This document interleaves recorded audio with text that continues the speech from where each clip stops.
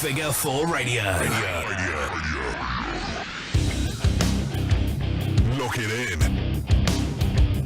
Lock it in. Lock it in. Lock it in. Lock it in. Figure 4 Radio. Hello everyone, welcome to Figure 4 Radio. It's the Mastermind Ollie Spring today, joined by Luco Mac. Hello! And we are back again. You alright, mate? Yeah, this has been our first one since... For a while. For a while, yeah. It's been quite well, you've a while. been on your holidays, haven't you? Yeah. You I've been disappeared. sunning it up abroad. Yeah, you bastard. Yeah. Whereas I've been stuck here with a cricked neck, doing commentary every fucking Well, you should find a new place to put your laptop when you go for a... Yeah, anyway. Anyway, folks, today we are talking about the first 4 episodes of the Mae Young Classic. Yeah, we've sat down, we've watched 3 of the 4 episodes. We're going to watch the 4th one today. Yep. But we're going to recap what we've seen in the first kind of 3 episodes. Right, match 1. I did Spanish in school. I was quite good at it. I can't help but want to say sugar hit for Princessa. It's pronounced Suhe, I think. I'm not even going to attempt to pronounce it. Suhe, My foreign language skills are minus. But then JR said it about 5 different ways during the broadcast. Against Kaylee Ray. Kaylee Ray was probably the first ever independent woman I ever saw live ever. Okay, fair enough. And so I'm you a big had fan. a vested interest. Well, yeah, in because this. she's good as well, and it's not the fact that I've noticed actually I tend to show a lot of preference towards the ones I know. Well, yeah, that's fair enough but- because you've seen them. True, I think. but then there's a few that I know that I don't think are very good, and there's a few that I know that I think should go on to win the tournament. Kaylee Ray is one of them. Yeah. Okay. So yeah, this match. Did you do anything about Princess Suhe before? No. No, To be honest, me I knew neither. very little. I knew very little about most of the women going in. Fair enough. I think I've said before on a few other podcasts that my women's knowledge is not up to scratch compared to the men, as it were. It may be after this, but it's cool, man. I mean, not everyone has to take interest in women. It's 2017. You're allowed to focus on whatever gender you like. It's fine. Well, you know, I'm of the Vince McMahon school of I like big sweaty man. Luco Mac likes big sweaty man. Comes Right. with a surname, unfortunately. So yeah, Kaylee Ray I was really impressed with. Princessa Suhe, I think she's the only Mexican, and I think that's potentially why she went through. I thought she looked a bit shit there, if I'm being honest. And I think it was that thing of like we'll get onto it a little bit later on. I think it's in the 3rd episode with the Indian lady, and I can't remember her name either. Yeah. Really bad. I apologise. But I think it's been really easy to call the matches. I don't think... Yeah, it's kind of been a bit obvious like in a when way. you But then I thought Kaylee Ray was a cert for this because she's been on NXT before. But you know, you say she's been on NXT before, so you think, well, she's been on NXT, she's likely to be signed to an NXT contract. I think she had one match potentially. Which means she won't necessarily need to win the Mae Young Classic to get signed. So they're going to keep the slightly out there, like I said, luchadora style wrestler. Maybe. But I just think, generally speaking, the way she moved in the ring was really slow. Kaylee Ray showed a lot more innovation. She showed a lot more kind of heart and passion and fight in her. I don't know if it was just a clash of styles, but the whole thing didn't flow. I thought. Yeah, I think that's the theme in a lot of these matches. Quite a few of the matches, yeah. It's been stop, start. I'll do a spot, we'll rest. You do a spot, we'll rest. It's not, you know, and it's not because they're women. It's because probably a lot of them have never wrestled in front of this many people or on this bigger stage, and it's probably nerves. It could be. But yeah, so first match, all my notes were that the Princess Suhe was slow and sloppy. KLR showed innovation, and I was pretty pissed off that Kaylee Ray didn't win.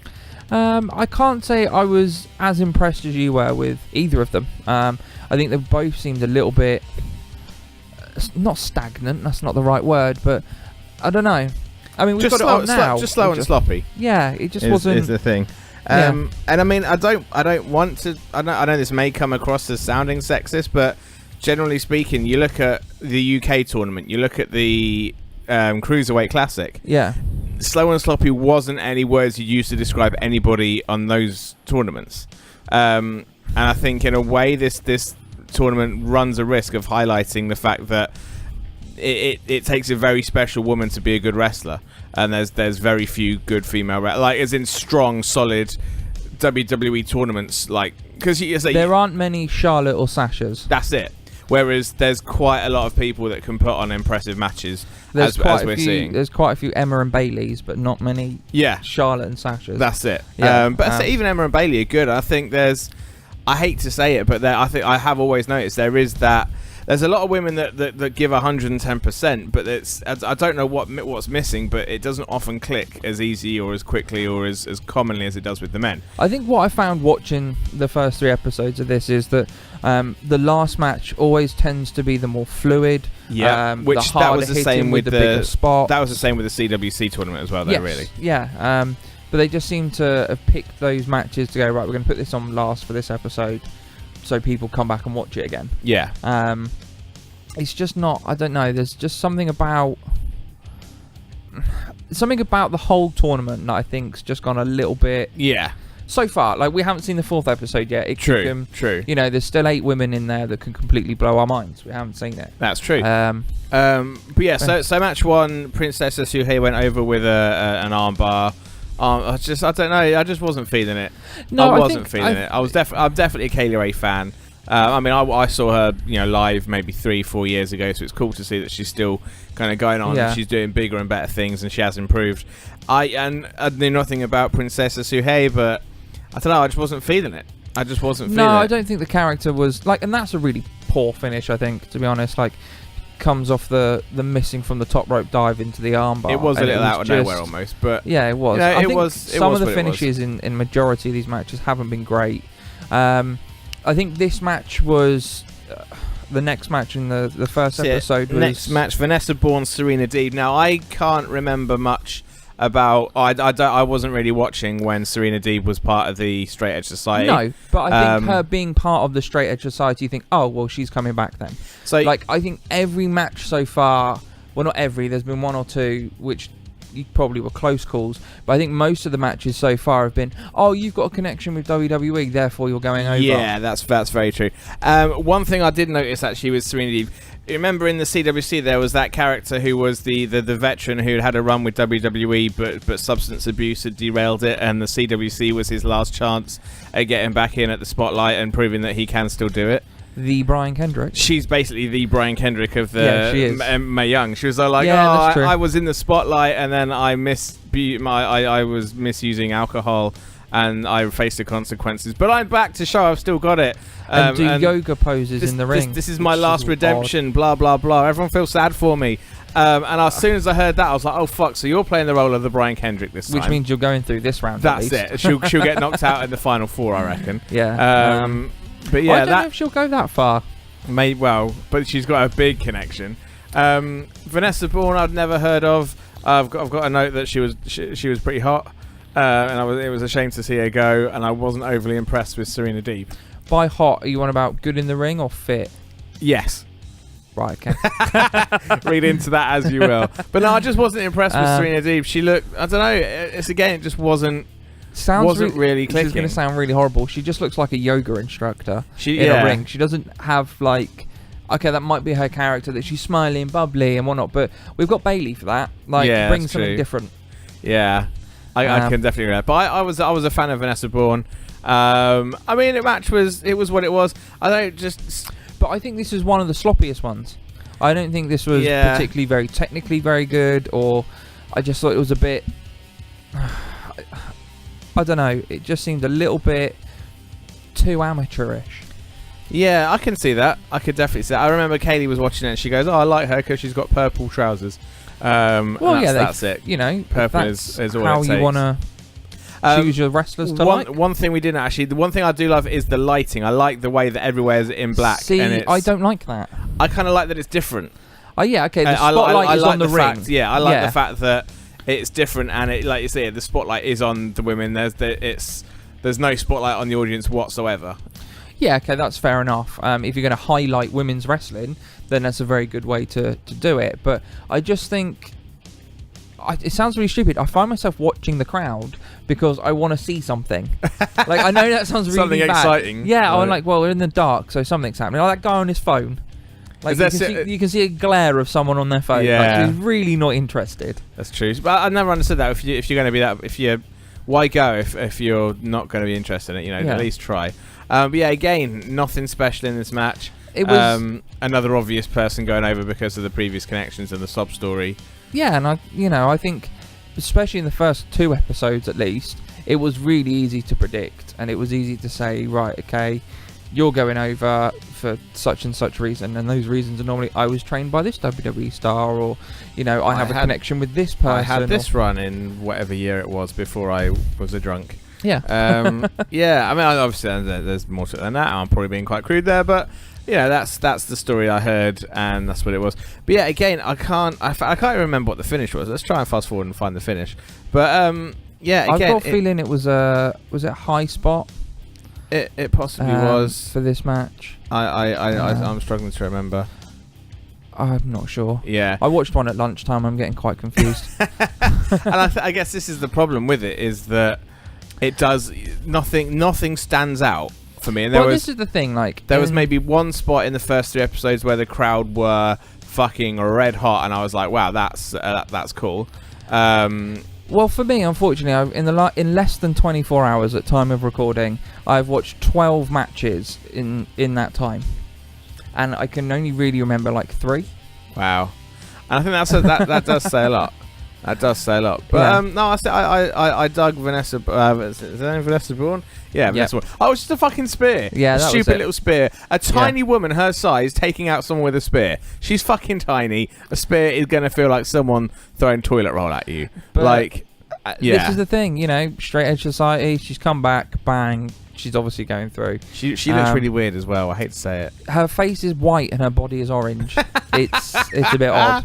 Oh yeah, I'm definitely on the line of that. See, this match, I really. So match 3, Zayda versus Shayna Baszler. Again, this was so obvious. But, yeah, it was obvious because obviously the connection that she is Paul Ellering's daughter. No, that's not this one. Oh, is that not this one? She's the UFC one. one. That's the next one. Oh yeah, this was famous obvious. friends, basically famous friends. This was obvious because Ronda Rousey and co were in the audience. There's the 4 horsewomen of UFC. So as soon as they went, there's Ronda Rousey, you're thinking, well, she's going over for the simple fact of WWE aren't going to miss out on that cash cow. Having her sat at ringside. Yeah. What I've got is Zayda has cool music, Baszler has cool friends. And unfortunately, cool music never won anybody anything. I put this on yesterday, and I sat with Becca, and she was like, oh, I like the black, yellow, and purple. Yeah. I was like, do not start wearing black, yellow, and purple, because that's just weird. But so as well, part of the 4 horsemen, you got Ronda Rousey. The other woman is Roddy Strong's wife. Marina, whatever her name Sharif? is, I can't say. I'm not going to claim it. It was just written on the screen, and that's how much I care. Yeah. But yeah, I mean, I liked Zayda. I mean, Zayda looks like a Mortal Kombat fighter or something like that. The thing is, Zayda has the gimmick already. Yeah. And I think she'll probably stay at WWE. I want to see more from her. I think there was more because her story kind of came in with I used to be bullied. I now know how to kick bullies' asses. It had a lot more promise in it, I think. I think they've purposely mismatched people.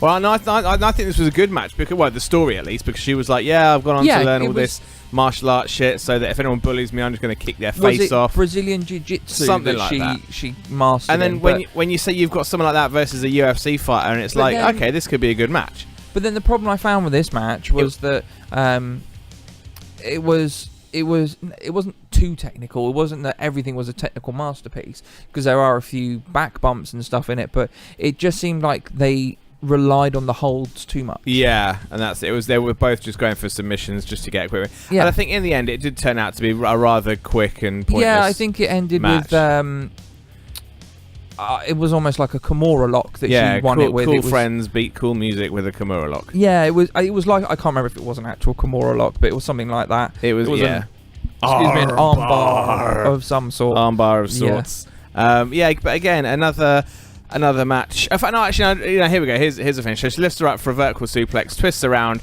into basically. Oh, it's a coquina clutch. Yeah, and this is the thing. This is the problem with these type of holds. The coquina clutch is basically just a rear naked choke. Yeah, of course it is. Is a choke not illegal in wrestling? Yes, it is. And this is the thing that's always made me think. You can't always check people for making sure it's not a choke hold and then have a choke hold as a finish. Like, yeah, it's okay as long as if it's your finishing move, then yeah, it's got a cool name. Then yeah, sure, you can use it. But if it's not your finishing move, and you haven't got a cool name, you can't use it. 3 men with long hair.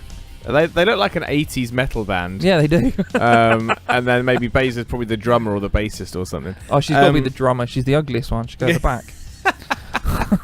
And the fourth and final match of the first episode was Abby Lath, who I believe has wrestled on the US Indies for quite a while. Yeah. Can't for the life of me remember her indie name.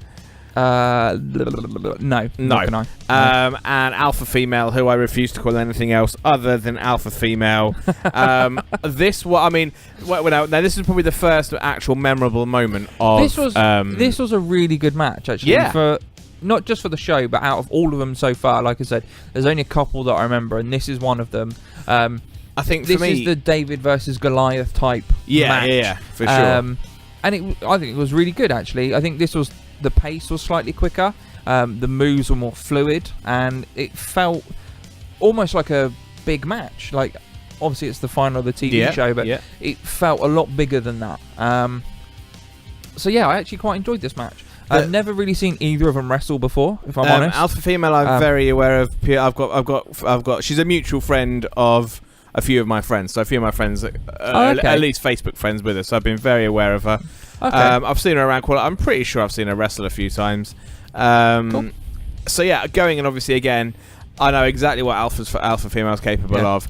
As far as I was concerned, she should have gone on to potentially win it. But again, this was the problem with a match and the way it's been booked. Is if you watch the little vignettes and the little video bits beforehand, Abby Lath says that she's training in the same gym as Mae Young, and that her finisher has been passed down to her by Mae Young's trainers. And as soon as she said that, I was like, fuck, Alpha Female's going to get screwed in this one. And this is the thing, that's where you automatically go, oh, so you're going over, I don't need to watch this then. Yeah. And that was the problem I found with the first 3 episodes. It's just, I can call this. I'm going to skip to the end, and I'm going to be right. I don't need to watch the wrestling. You know, if I wasn't enjoying the wrestling, I could easily skip to the end of the match and go, well, I called that. I think the main thing is the main thing that kind of like caught my attention with this one is that the crowd, like, let's go. So they've been going on for about 3 or 4 seconds. We've had 3 forearms and a push off, 4, 5, 6 forearms and a push off. Alpha Female is like roaring in her face, and the crowd in about 3 seconds start to go absolutely nuts. Like everybody is on their feet within the first 20 seconds. Exactly. Everyone's going, and that is thanks to character and the fact that this is the thing. I think these 2 women, out of the 4 that were put on this show, these 2 women are the 2 that know their characters best. Mm-hmm. They're the 2 best in the ring that we've seen. Yeah, that's the same. They know how to tell this David Goliath story. Because Alpha Female, I think she known as something Garrett or Garrett, isn't she? Jazzy Gabert. Jazzy Gabert, that's it. But no, she is Alpha Female. No, she is Alpha Female. But, you know, they know their characters and they know how to work the crowd, and telling this story seemed quite easy for them. Yeah. The match, like I'm sure it's this type of match is one that Alpha Female's had so many times. Oh, yeah. Except usually I'm guessing it goes one of 2 ways. She goes up against a smaller person who cowers off and tries to run away, and she kills them in 5 seconds. Or she goes up against a smaller person who shows a bit of heart and fighting spirit, but essentially she comes back and kills them. Yeah. And this is the thing. So Alpha Female is she's a big woman. But I think is it in this one? There's a Canadian destroyer at some point. Probably somewhere. That's like female move 101 at the moment, which annoys me. It's a good move though. Yeah, but it's one of those ones. It was one of the moves that was good when you saw it. I think it's once every few months, but now everyone does it. I think it's a thing of it's more of an indie move than it is. It's such an indie move. A bit like Cutters. Oh, don't get me started on Cutters. I fucking hate Cutters. And I think this is the thing. So there was one of the reasons why I hated a match finish between Nia Jax and Sasha Banks was that Sasha Banks won with a roll-uppy type move. Maybe it was an O'Connor roll, maybe it was a victory roll. And somehow Nia Jax couldn't quite kick out of the woman that she is like twice as heavy as and twice as tall as. That's it. Yeah. And Nia Jax can bench press something like 3 Sasha Bankses or something crazy like that. Yet she couldn't push out of a little roll up. Yeah.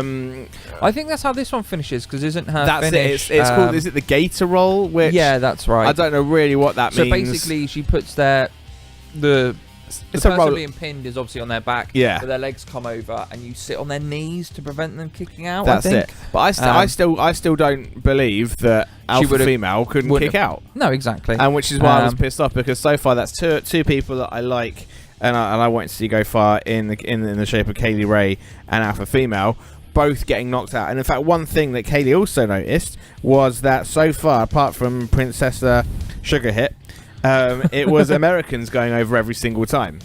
So the Scot went out to a Mexican, and then America beat America. America beat China, maybe. I think she was I from, think she was from China, or for like a Mexican. But then I don't think it's anything of them being xenophobic or anything like that. I think it's literally they're complete racists. Well, I'll let you have that opinion. 100%, they're just racist, I think. But yeah, no. So maybe not. Maybe not. I don't think it's anything like that. I think it's just that not many non-American people have trained with WWE superstars before. Fair enough.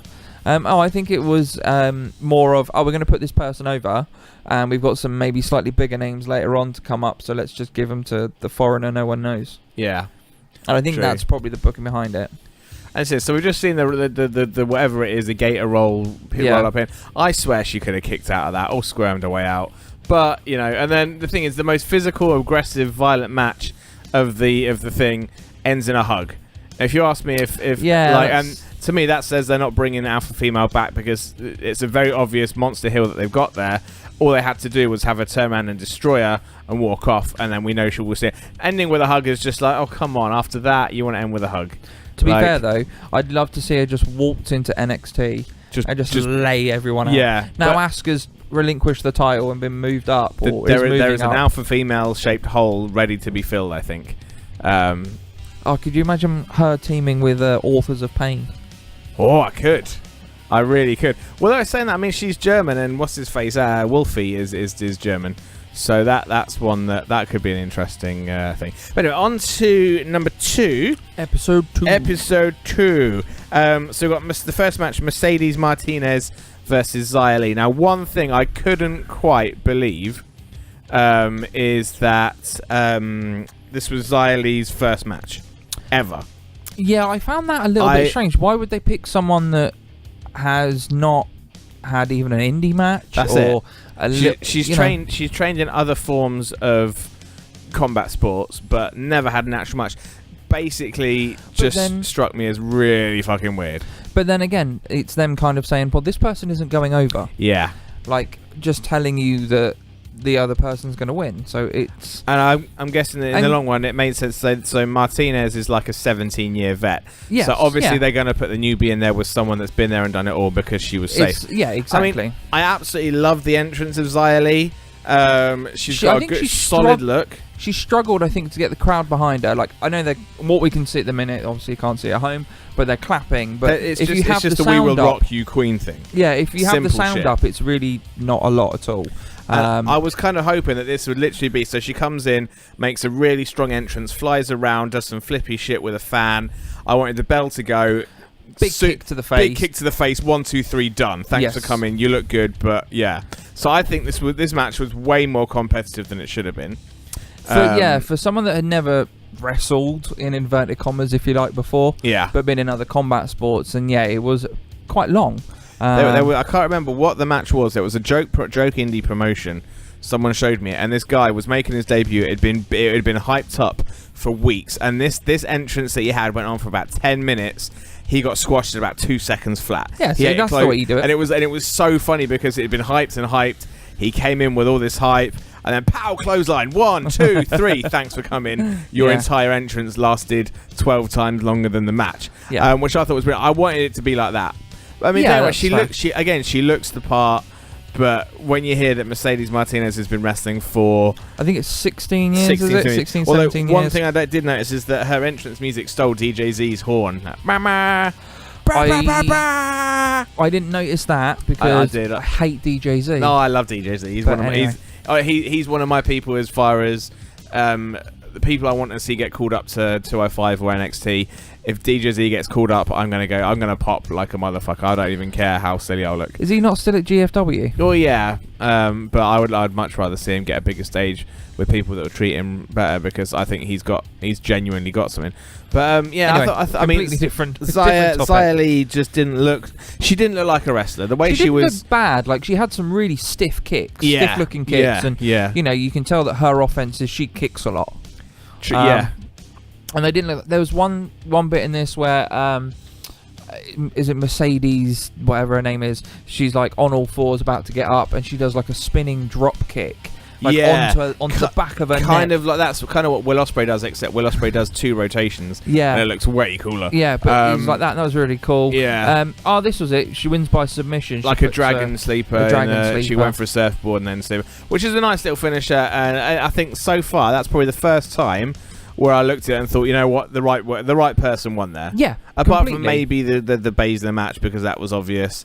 But again, I think if you're going to put a 16-year vet in there with somebody who's never wrestled before, you put the vet over, because you know, you can't have the newbie winning. It's just a case of let's get this girl through her first match. Yeah, exactly. And then we'll see where it goes from there. So the match after that, now this was one Marty Bell, Rachel Evers. This is the one where, so I know Marty Bell from her time at TNA GFW. Yeah. She was with Jade in the Dollhouse. Rachel Evers is the daughter of Paul Ellering. Paul Ellering. So I don't know why she isn't Rachel Ellering anymore, but fair enough. My only note for this, I think this is where the diazepam kicked in. I just wrote not impressed. No, I didn't think the match was overly great. But then, you knew who was going over. Yeah. Your father's still employed as the manager of Authors of Pain. You're going through. It just seemed you could call it all day. And in fact, I was watching Botchamania a couple of days ago, and there's a Rachel Evers match on there, and it is just the most awkward match you've ever seen. Neither woman, both women refusing to take any moves from the other, and it was just awkward as fuck. And to be honest, this one, I mean, yeah, the whole match was just a bit shit. Marty Bell was backing off, but instead of actually backing off into the ropes, she just threw her finger off. It was like, no. Yeah. She didn't do that. I mean, usually when the heel cowers off, they get behind the ref. They duck through the rope. Yeah, that's it. They duck through the ropes. Yeah. So they've got there. But she literally just stands there with her hand up, and the ref then stops. I'm like, why? Why should you stop her? Yeah. Why? That makes absolutely no sense, because she's not in the ropes. She's fair game. Just slap her. Just kick her in the kicker. Somewhere where it potentially hurts women. Go on, I'm not sure. I sentence. think it's probably best for our whole production that we don't. So yeah, whole match, not impressed. Can't even remember. Yes, the punt. Yeah, just give her a punt in the leg or in the thigh, lower or the regions, groin. Just kick her in the tit. Just kick her in the tit. Give her a tit kick. That's a move. I can't even remember how that match ended. To be honest, I fussed about finding it. Yeah, I think it was a simple. Was it a roll up or a 1, 2, 3? Like some of the endings. We probably did end in a 1, 2, 3. You know what I mean? Actually, was it small package? Well, we don't need to know about 3. Yeah, small package. Nothing. It's my issue to deal with, not yours. Right, Kaylee's issue to deal with. So this next one, really, I made some interesting notes. Rhea Ripley, Miranda Salinas. I've put Rhea Ripley's character as a bit of a mess, because she's all like, she was talking about how she does, like, she likes to go, like, she's a mosh girl. She's like, I like circle pits and all that stuff. Like, she's the Australian one, isn't she? Yeah, one of the Australian. But like when she was saying like, I like, I'm a mosh girl and I like all that stuff. I'm like, well, no, that's like saying that you've basically Wikipedia searched grunge music, read about a circle pit, and then that you got my 2 words. Yeah, I like that circle pit and that stuff. And then she says like, I also play soccer, so it means I'm good. I'm good with my kicks. I can kick quite high. But that's not really. And then struggles to kick her own head height. Yeah, if you notice, like. But then, not being funny, right? Struggles to kick her own leg height. How many football players have you ever known that were also mosh kids, as she called it? No. You were either one or the other. I don't know if Australian culture is different, but that's like saying I'm a grunge and a jock at the same time. No, that just means it makes no fucking sense. Do you know what my biggest thing with her was? I looked at her and thought, Noel Foley. looks a bit. I did think that. Looks a bit strange I nowadays. definitely thought that. And then the thing about Miranda Salinas. So in WWE games, you can go in and you can when you create characters, you can kind of tweak them somehow. Yeah. I think if you go into WWE 2K18, you take Alexa Bliss and you change her skin tone from white to Latina. Pow! Yeah. Look who you've got. Yeah, no, that is exactly it. Change her hair colour. She's 5 foot. Yeah, she's 5 foot, and instead of blonde with red tips, she's black haired with the tips. Yeah. She's basically the Latina she's Alexa Bliss. And not been funny, love. Bliss is not replaceable as far as I'm concerned. Nice try. I mean, she's even wearing the same sort of equipment as her. Like, she's got the fish gear, ring gear. See, this is how much I just don't care. Whatever you're wearing. Again, I wasn't overly impressed. Zero flow in this match. This was like this was the stop-start match, wasn't it? It was, I'm going to kick you. We're going to have a breather. You can kick me. We'll have a breather. Ultimately, I think the right person went through. I can't even remember who went through. Tall Australian tall lady. Aussie. Okay, Rhea Ripley. Rhea Ripley, that's it. Thank you. I think ultimately she was probably the person to go through. But again, it was either one. I just wasn't blown away by any of this. No, not like. It's hard to describe how uninspiring it's been. Yeah, because there was quite a lot of hype before it, and I was actually really looking forward to it. But the opening 3 episodes have done very little to get me excited for it. Yeah, and I hate to say it because I don't want to judge it harshly and come across as if I'm sexist in any way, which I don't want to. It just wasn't. It lacks what the Cruiserweight Classic had. Yeah, that's. It doesn't feel new or fresh or. They've tried to obviously change it. Obviously they've mixed up the commentary team. The commentary, I wasn't buying into that either. I'm gonna say this, and I love JR, but JR and Lita are shit. I to be honest, I just think JR was at his best when he was fully immersed in the WWF and he was passionate about it. And this is the thing, right? So I always say that my commentary style, I'm kind of modelling myself on the JR model. I am a guy that is passionate about wrestling. I have wormed my way in some way by hook or crook, fluked my way into a ringside seat with a microphone, and I'm going to put every ounce of genuine passion that I have into what I'm doing. And I don't think he can do that because he's probably no longer putting the effort into. I think also because he's not looking at future talent anymore for WWE. He's not behind the scenes doing all that work. It must be really hard for him to get into this. And this is it. That's why for me, I'll always call matches better when I'm a little bit invested. I know a little more about the product. I will still give 100% like he's doing, but it's harder to put across the emotion when you're seeing people for the first time and you don't know a little bit about them. And Lita, I don't know. She's just. She's just not commentary material. I watched the Table of 3 with Lita, Corey Graves, and Lita and Corey a thing? No. Are you sure? Because they do a lot together. No, Lita, Corey Graves, and Dean Ambrose's wife. Oh, Renee Young. That's it. Oh, that's. I was about to say that's a threesome. Well, if I was Corey Graves in that situation, I don't know if I'd get much done. Yeah. So, but Lita and Corey are like best friends, and actually, just pull Corey from Raw for a few weeks, get him down here to do it, and I reckon they'd be so much better. Yeah. I just don't think the connection between. I think they'd just dick around a little more because they dicked around. You didn't see the bracketology, but they kind of dicked around a little bit in it. I thought, which was fine for bracketology, but I reckon they'd have been fine. I'm sure there'd have been better commentators, different mirrors. Yeah, I just think JR needs to either go full time somewhere or. Give up. Not do it. Yeah. Or just be involved in some other way because he's not at his best anymore. He needs to be at one promotion. Yeah. Because he's done WCPW, he's done a Ring of Honor one-off, he's done New Japan. And the New Japan guys really weren't happy with him. Did you see that? Yeah. When he miscalled names and didn't really know what was going on. That's the thing, it's hard for you to get into it when you don't have a clue what's going on. Especially in Japan. There's a guy there was one of the guys that brings a stuffed bear to the ring, and he was like, I have no idea on the significance of this. And the guy that he was with was like, really? And they got really. This is like his gimmick. What are you on about? That's it. Like it was bizarre.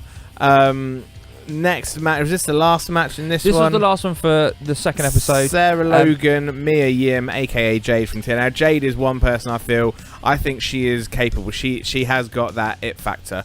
She's able to put on a good match. Again, with this though, it was something that you could call, because during her little video vignette, she told of her, which I'm assuming is, I haven't read the story, but she tells of her story of domestic abuse. Oh yeah, it was another wrestler as well. Yeah, I can't remember if it was anybody of note, but so I think you kind of knew again from that they're putting her through. Yeah, and I don't want to say it's a sob story, because I don't know the ins and outs of the whole story, and it's a very horrible thing for anyone to go through, male or female. It is a thing. It is a thing that happens. I think using it in a story or for this is a little bit kind of like making note of it and bringing it to the forefront.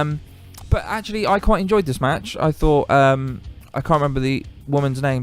Was it something Logan? Sarah Logan. I thought she'd make a great either extra member of Sanity, because she's got that kind of look about her, or her versus Nikki Cross would be a great match. I would agree. I was talking to Becca about it when we had this on, and she said kind of a similar thing. And again, this was the only match that I felt was quite fluid, quite quick. Yeah, and I'm trying to figure it out, because I know it's often known that girls, they either get on like a house on fire or it's quite catty. Like there's a lot of unspoken things. Whereas I think guys, if they have a problem with someone, they'll just come out and say it. Girls, and I'm wondering if that's the thing. Like that kind of level of trust between women isn't as pronounced as it is. I guess guys will just go out there and. I don't know if you saw the story from a few weeks ago at the. You got to say Rosemary and Sexy Star. Yes. Yeah. And in a way, kind of like that. Because she put her trust in her to not hurt her, essentially, and and she came out and said the whole thing wasn't a work, it's a shoot. Now, granted, that was a bit shitty. That was a bit too far. But like, for example, like you look in a work situation, if you have an office full of guys, there might be a few clashes of personality, but everyone will get stuff done. Yeah. You fill an office full of women, and there's going to be little cliques made and bitchiness and like. Only because I've seen it firsthand, and generally speaking, I said it was a very. I'm not going to name any names, but they worked in an office full of women, and there was always someone not talking to someone else, or gossiping behind their back. And I said, what you need is a guy in that office to level it out. A few weeks later, a guy started, and all the cattiness died down because there was a man in the room.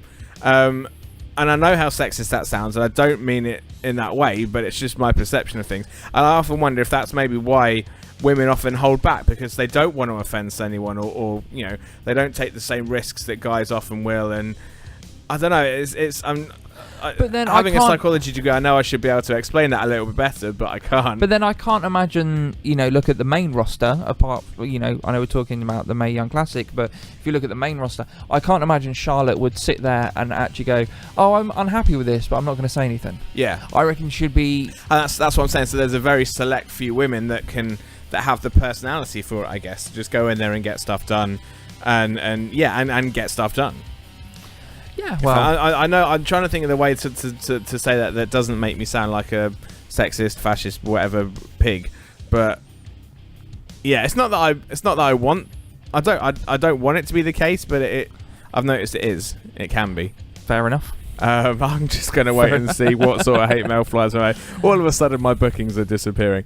But yeah, no, this match was definitely the best. And yeah, you got the strikes going in and all this, and yeah, they just it was a good match. It was a hard hitting. They used the not the chokeholds. They used the submission moves and things at the right place, so they had a nice high impact, nice high pace. Slowed it down for just a little bit so they could catch their breath, talk the spots through, and then they hit back with the hard hits and stuff. And this really was the match of the night on the second episode. I think this was match of the series so far. I think there's probably one more which I enjoyed more. That we've already talked about? No, which is to come. So far, this was the bar that was set. Yeah, and I think, to be honest, if you take the best women off this, I think the final round of 16 and maybe the final round of 8 and 4, I think it could get very, very good. And again, trying not to sound overly sexist, but I think once you get down to the final 8, I think then we'll see the really good. That's when it's going to boil down, I think. Yes, exactly. So, folks, there we go. That's episodes 1 and 2 of the Mae Young Classic, covered by myself and Luke. We're going to take a little pause in the podcast recording for this week. We're going to bring you the next 2 episodes next week, including episode 4, the live feedback, the live review. First watching, you get to hear our immediate reactions after each of the matches on the last episode. If you don't already, go and give us a like on Facebook, facebook.com/Figure4Radio, and of course give us a follow, give us a stalk, a tweet, a shout out, a review, a subscribe, rating, all of the stuff that you do on social media. We are on pretty much everything, on Twitter, on Instagram at Figure4Radio. Follow me on Twitter at F4R_mastermind. We've got the website, figure4radio.weebly.com, and we've got our YouTube channel, youtube.com/F4TV. Every single Thursday we bring you an archived episode of Figure 4 Radio. We take them down off of iTunes and Stitcher and Podomatic, and we pop it onto YouTube to make room for all this great new content. And of course, last but not least, if you are a wrestling promoter, or you know a wrestling promoter that needs commentary for the for your promotion, or hell, if you've only got one match and you want to add that little extra special something to it, get in touch with us on Facebook, on Twitter. We are the people to go to. You can catch us at the following shows. 2nd of September, the Wrestling League in Ipswich. Although I have just realised by the time this comes out, that event will have been and gone. Man, what a show it was. Those guys did those things. It was absolutely insane. 16th of September, Good Wrestling in Wolverton, Milton Keynes. We're not going to be commentating, but we're going to be going and supporting the local scene. The guys over at Good Wrestling put on, funny enough, good wrestling. So definitely give them a check out. Following day, Sacrifice Pro Wrestling in Leighton Buzzard. Back for Sacrifice Pro 6. It's going to be an interesting one. As anybody who's been following Sacrifice knows, the storylines, they start building, and man, when they come to a close, it's like Christmas, birthday, fireworks night, everything all in one. 22nd of September, Hope Wrestling. I'm off to Sheffield to help out up north for Hope Wrestling. Then the 30th of September, DOA Wrestling in Great Yarmouth. They've booked CCK for Great Yarmouth. It's going to be insane. It's going to be awesome. Check out DOA Wrestling. Then the following day, myself and the Killer Kai Brand, Exposure Wrestling, all the way over to Swansea. So from one day in Great Yarmouth, as far east as you can go. Then the second day out as far as west as Swansea. That's going to be a fun weekend. 12th of October, making my Pro Wrestling Fox's debut in Manchester. So after Yarmouth and Swansea, I'm then heading all the way up north to Manchester for Pro Wrestling Foxes. 15th of October, Sacrifice Pro. 27th of October, Pro Wrestling Foxes again. 28th, 29th, and 27th, 28th, and 29th. 3 days. That's Pro Wrestling Foxes, DOA, and Exposure Wrestling. All in 3 days. Man, I'm getting those road miles in. Check out all of the companies that we are working alongside. They're all doing awesome things, and of course they pay me to say that. But for now, I've been the Masterman Ollie Spring, and from Luke O'Mac. We will see you next week where we continue the Mae Young Classic here on Figure 4 Radio.